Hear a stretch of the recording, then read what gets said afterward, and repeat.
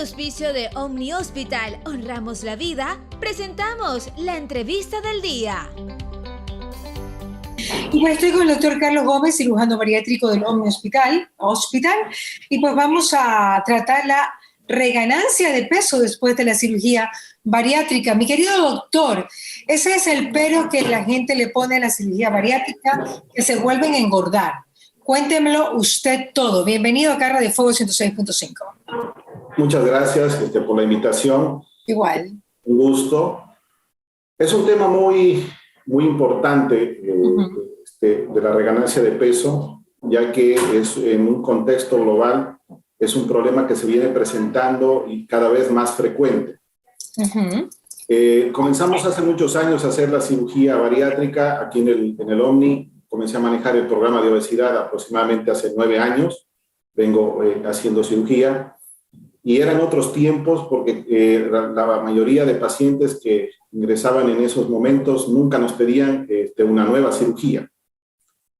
Tampoco en los congresos se hablaba de esas nuevas cirugías, pero hoy en día es una cirugía muy común que comenzamos a hacer hace unos pocos años y cada vez vemos más pacientes que llegan a nuestros centros. Ya.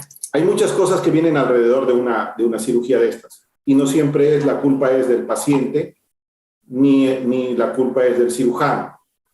Hay cosas que son, que hoy día sabemos y que cada vez estamos buscando una mejor alternativa para que estas cosas no sucedan, porque realmente es un impacto emocional muy fuerte para el paciente.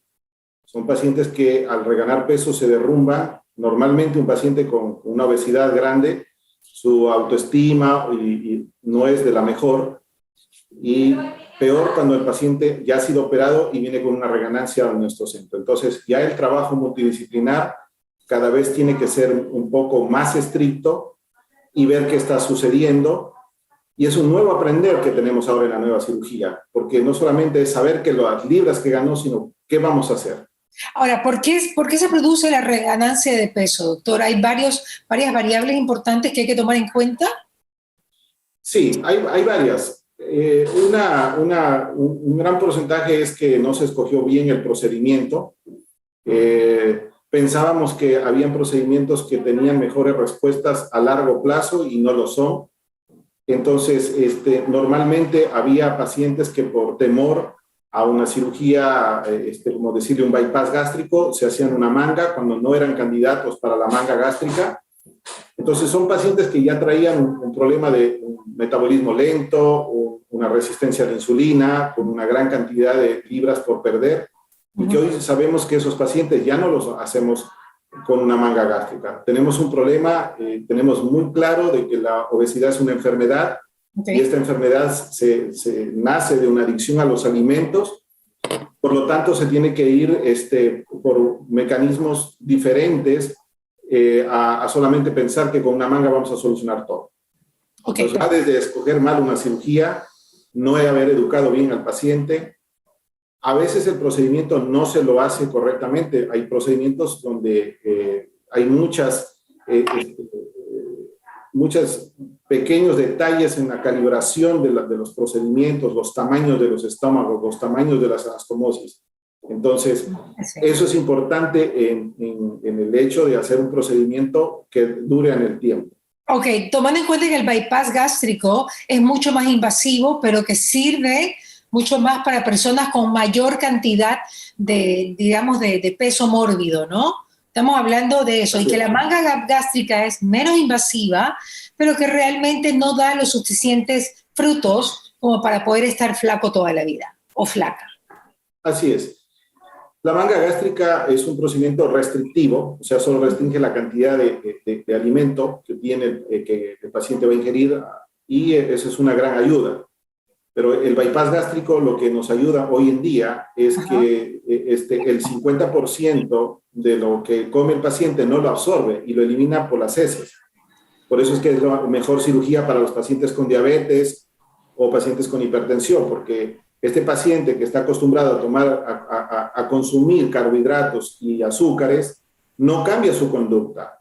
sigue con sus conductas igual adictivas al azúcar, entonces con este bypass, por lo menos el 50% de ese azúcar no lo va a absorber y lo va a eliminar por las heces.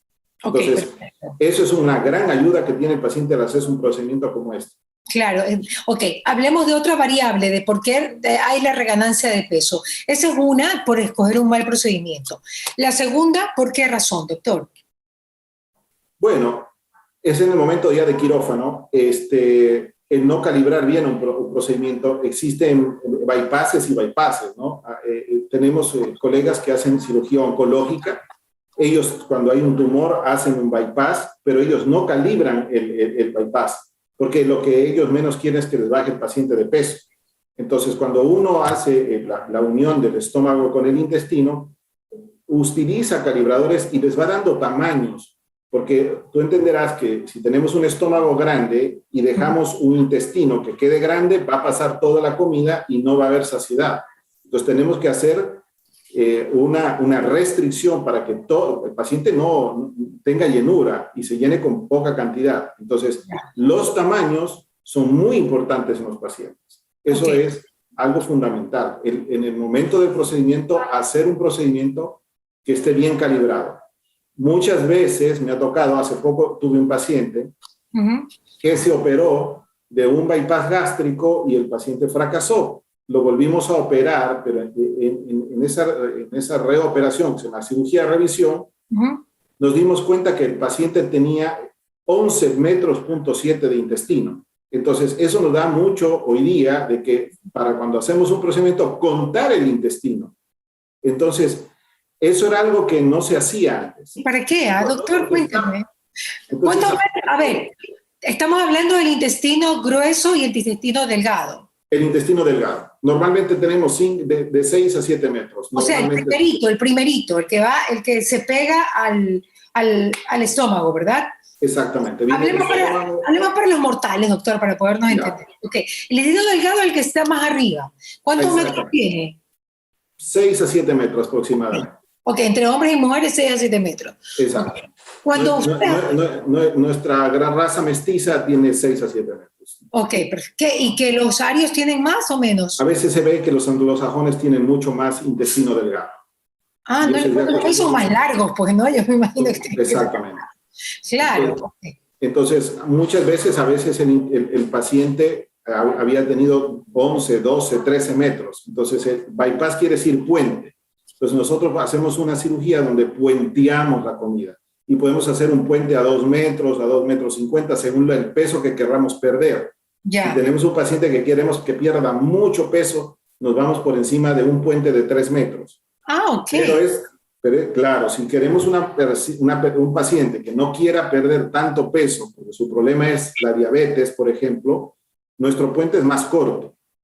Ya. Pero este paciente, que si por si acaso te fuiste el detalle de que no contaste el intestino total, puede haber un problema de que él nació con demasiado intestino y tú le haces un puente a 2,5 metros y el paciente no te bajó nada de peso. Ok. Entonces y si lo dejas un intestino muy corto, si no cuentas cuántos metros tienes del intestino de ese paciente. Exactamente. Entonces, ¿Qué pasa si dejas un intestino muy corto? Va a tener mucha diarrea ese paciente. Ajá. Va a tener diarrea, va a comer el paciente, tiene síndrome intestino corto. El paciente va a comer esta cirugía bariátrica ha ido como mejorando con el tiempo. Yo me acuerdo que hace mucho tiempo Maradona se hizo una cirugía bariátrica, creo que fue uno de los primeros, y él contaba, o en alguna entrevista contó, que tenía mucha diarrea. Y me imagino que antes no estaban bien calibrados los procesos de este bypass, de esta unión entre estómago e intestino delgado, doctor. Ha ido mejorando. Todos los criterios hoy día vamos mejorando. Hoy día vamos tratando de hacer conceptos totalmente diferentes a los que teníamos hace 10 años cuando comenzamos a hacer la cirugía, ¿no? Personalmente ya tengo 13 años haciendo cirugía y lo que yo comencé haciendo hace 3 años ya no lo hago hoy. Hay muchas cosas que han cambiado. Normalmente, cuando yo me formé en México, mi profesor me decía que el estómago lo tenía que dejar muy pequeñito, que quedara casi como un botoncito, me decía. Ese era un concepto que yo tenía cuando comencé. Hoy en día, en cambio, dejamos estómagos muy grandes para que el paciente se llene y tenga saciedad. Entonces, antes queríamos que no coma nada y que se vomite el paciente. Entonces, hoy día no es así. Hoy día tenemos un estómago mucho más grande para que el paciente tenga saciedad y se quede tranquilo y no coma más. Ya. Pero lo que hacemos es saltar más intestino, hacer un puente más largo. Entonces, le dejamos un estómago más grande con un puente más largo para que coma un poco más, pero absorba menos. Pero usted ya le contó a su profesor que usted está haciendo al revés, ¿y qué le dijo? Realmente eso es lo que ya todos sabemos y que son situaciones que la ciencia nos va cambiando y nos va dando resultados con el tiempo. Claro. Porque comienzan a llegar los pacientes que como no se les hizo puentes largos, ellos por la ansiedad al comer agrandaron los estómagos. Entonces, de nada sirvió la cirugía. Ellos lo agrandaron. Entonces, hay que dejarlo más bien grande para que no lo agranden y lo dejen ahí. El paciente tiene la mentalidad de que tiene que acabar esa porción de comida y se la va a comer a fuerza. Entonces, ya contra eso no vamos. Vamos más bien con la no absorción de lo que tiene y esta comida. Ya, doctor, pero ¿qué pasa? Un paréntesis chiquito. ¿Qué pasa con la absorción de vitaminas y minerales dentro de este proceso que se quiere que se coma poco, que haya poca absorción o que solamente se absorba el 50%? ¿De qué manera se reemplazan todos estos minerales y vitaminas que yo creo que sería uno de los principales problemas de la bariátrica cuando no son bien tratadas postoperatorio, ¿no? Mira, es un gran problema y es algo fundamental en postquirúrgico. O sea, el paciente que se opere debe saber que esto es un matrimonio de por vida con su médico. No puede pensar de que el paciente, o una vez operado y llegado a estar delgado, ya ha estado de alta. El paciente bariátrico nunca está de alta, no se da de alta. Yo siempre les digo a mis pacientes, y los venimos siguiendo, y los llevamos, y los llevamos, y los llevamos, y se llaman cada año a hacerse controles, a hacer sus endoscopías, su examen. ¿Por qué? Y te digo, ¿cuándo están dando de alta? Nunca. ¿Por qué? Porque un paciente es una enfermedad crónica que no se cura, la obesidad no se cura con una cirugía. Entonces, el paciente eso lo tiene que entender. Que hay gente que nace que tiene artritis reumatoidea y tiene que ir con su médico toda la vida. Otros tienen obesidad y tienen que estar con su médico toda la vida. Entonces, eso es muy importante. Y la suplementación hoy día es una maravilla porque también no es la que teníamos hace 10 años, que teníamos que usar suplementos que eran para otras cosas, pero nos acomodábamos. Hoy día hay empresas, porque realmente la obesidad es una de las especialidades que más dinero le está dando a la farmacéutica. Y hoy día tenemos los suplementos nutricionales que vienen en forma de malteadas, de helados. Las vitaminas vienen en forma de chicle, en forma de gomitas, tiene barras energéticas. Entonces, un paciente ya no tiene la típica puñada de medicamentos que tenía que tomar a mediodía y otro en la tarde. Claro. El paciente se mastica un chicle y se come el chicle, porque ahí está toda la vitamina, la tienen gomitas, hay unas que vienen malteada, porque hoy día hay empresas que ya tienen eso, o sea, te venden Doritos, pero no son Doritos, son todo lo que no quería comer el paciente, espinacas, pero le dan un sabor. ¡Qué bueno! ¿Y dónde venden eso?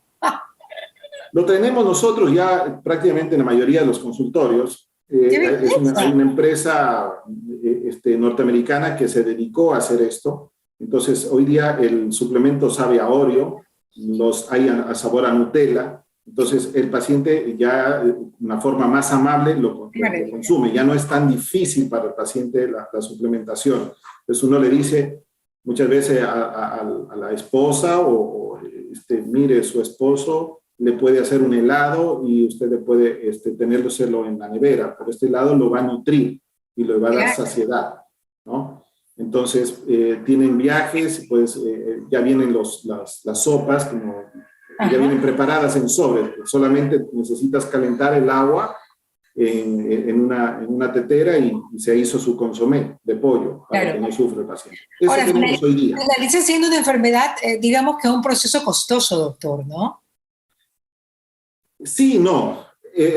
No, porque hoy día sabemos que la cirugía bariátrica, a pesar que es un procedimiento caro y su suplementación, se dice que con lo que el paciente deja de consumir fármacos, con lo que el paciente deja de comer, se paga en 2 años, 7 meses, un estudio que se hizo con una universidad nacional, aquí en el Ecuador. Entonces, a la final el paciente, ese gasto de bolsillo diario de medicamentos para el dolor de la espalda, porque le duele el talón, porque el paciente está con ácido úrico, porque le duele la cabeza. Entonces, ese gasto de bolsillo realmente es un ahorro y representa algo muy fuerte también en el futuro, porque realmente tú sabrás lo que cuesta un diabético. El 60% de los pacientes que están en los hospitales del IES del Ecuador tienen diabetes y eso le está costando una millonada hoy día al gobierno. Entonces, realmente es una enfermedad que le cuesta 26 billones de dólares a los Estados Unidos. Entonces, en presupuesto, mucho dinero. Por eso que las aseguradoras privadas no quieren hacerse cargo de este tipo de cirugías y no se quieren hacer cargo también de pacientes que vengan con problemas ya de obesidad mórbida. Realmente pues son pacientes que saben que más adelante necesitan una prótesis de cadera, una prótesis de rodilla, un cateterismo, o a su vez hay pacientes que realmente tienen, como pasó con el COVID. Hoy día nos deja una gran enseñanza, pacientes que tenían cirugía bariátrica, no hay mortalidad, no se murieron. Era una incógnita cuando comenzó esto, para nosotros fue algo muy estresante porque pensábamos en un inicio que nuestros pacientes bariátricos se iban a morir porque estaban comiendo poco. Hoy todos los reportes internacionales nos dicen lo contrario, que el paciente les mejora no solamente la diabetes o la hipertensión, sino la inmunidad. Entonces ese paciente que come poquito, nosotros pensamos que le agarraba el COVID y lo iba a matar. No hay mortalidad en pacientes bariátricos. Más bien ese paciente que no se operó, que estaba obeso, que tenía una diabetes descontrolada, fue imposible poderlo ventilar en las terapias intensivas por su obesidad, y el que se ventilaba no se podía desconectar del ventilador, se prendía hasta que fallecía. Así es, doctor. Realmente los costos son muy altos. Sí, sí. Doctor, y ya para finalizar, ¿alguna otra variable? Porque yo he sabido también de casos de que ciertos pacientes en el postoperatorio, luego de unos meses, empiezan a consumir productos muy calóricos, por ejemplo, chocolate líquido, porque tienen la adicción en la cabeza, porque usted sabe que la adicción es un tema mental. Es un tema de una adicción, de un sentirse atraído, claro, para despertar serotoninas y todo lo que queremos despertar normalmente, ¿no? Entonces, eso también es otra reganancia de peso, el hecho de poder alimentarse tan mal que quieren calorías para satisfacer el cerebro. Indudablemente, nosotros estamos muy claros de que la obesidad es una adicción a los alimentos. ¿Sí? Y que las adicciones no se curan, las podemos cambiar. Y ahí está el fundamento que siempre damos, es que se tenga que cambiar esa adicción. El paciente que recién opera está muy deprimido en el postoperatorio. Muchas veces nuestros pacientes al segundo o tercer día de operados se arrepienten y dicen, yo no me hubiera operado. Si hubiera sabido que es así, no me opero. Entonces el paciente se ve igual en la báscula, en el espejo se ve exactamente igual y con dolores y no puede comer, ve que todo el mundo come. Entonces, es muy difícil en ese momento tratar de trabajar con el paciente porque está un poco reacio, está mal genio con la familia. Entonces, pero luego cuando ya el paciente pasa en 3, 4 meses y ve una buena respuesta de la cirugía, se siente más delgado, los amigos le dicen, oye, se ve muy bien. Entonces, es el momento de ese paciente comenzar a incentivar otro tipo de adicción y entre eso siempre será el deporte. O sea, este paciente, si quieres tenerlo con el tiempo, tienes que enseñarlo a que se prenda algún deporte, caminar, nadar, andar en bicicleta, hacer bailoterapia, alguna cosa. Si el paciente mantiene esa filosofía de solamente no querer hacer deporte, es muy difícil, Mariela, porque es un paciente que va a reganar de peso en el futuro. Esto va cirugía, deporte, si no, no funciona la cosa. Muy bien, doctor. ¿Alguna otra variable ya para finalizar que a mí se me haya escapado o a usted, obviamente? Estas serían las básicas, ¿no? Son las básicas. Ahora también hay cuestiones cuando a veces no se cumplen los criterios, ¿no? Los criterios son muy claros. En cirugía bariátrica se deben operar pacientes desde los 18 años hasta los 65. Hemos visto pacientes que se operaron a los 14, 15 porque presionaron a sus padres de que querían hacerse una cirugía y pensaban que la cirugía es algo como una cirugía cosmética. Claro. Entonces, por un par de libras se operaron hace años, tenían 13, 14 años, hoy día tienen, ya se han casado, han tenido hijos y se operaron cuando no deberían haberse operado.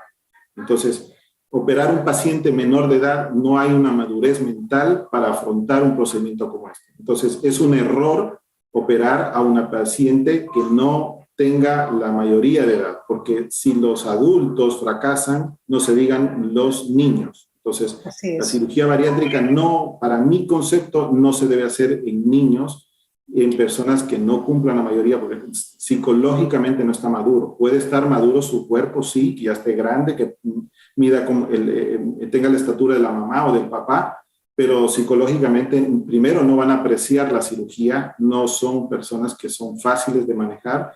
Entonces, hoy vemos pacientes que reganaron peso porque hace muchos años se hicieron la manga gástrica porque se la regalaron a los 15. De regalo de 15 años se hicieron la manga. Hoy día vienen con 25 años después de un parto y vienen con más peso que cuando se operaron la primera vez. Doctor, muchísimas gracias. Un gusto haberlo conocido. El doctor Carlos Gómez realmente habla espeso, como decimos en Manaví, muy bien, cirujano bariátrico del Omni Hospital. Un abrazo, doctor. Usted puede desconectarse sin problema. La entrevista del día fue presentada gracias al auspicio de Omni Hospital. Honramos la vida.